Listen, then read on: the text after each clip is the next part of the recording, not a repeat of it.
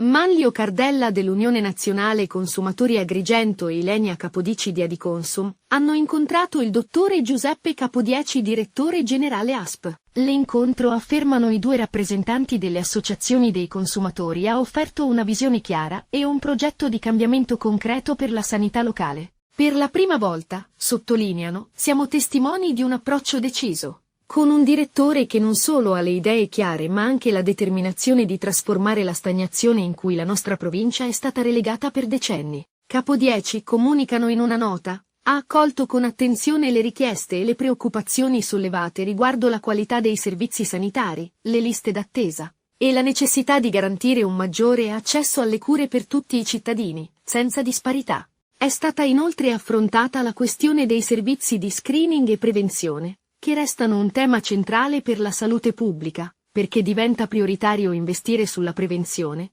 piuttosto che intervenire solo sulle cure. Abbiamo parlato, hanno specificato Cardella e Capodici, anche dei LEA, il cui obiettivo è quello di garantire un accesso uniforme a servizi di qualità di ogni individuo, di modo che nessuno venga escluso dal diritto alla salute. A tal proposito Capodieci ha preannunciato che a breve verrà inaugurata la prima casa di comunità ad Agrigento, importante struttura intermedia che vedrà uno snellimento in tema di accessi al pronto soccorso. Si è parlato inoltre di garantire un accesso in ospedale, più agevole possibile, per le persone che hanno una minore capacità di ambulare, e soprattutto, creare le precondizioni affinché i giovani non siano costretti ad emigrare per poter ricevere quella formazione sanitaria che potrebbero intraprendere qui ad Agrigento.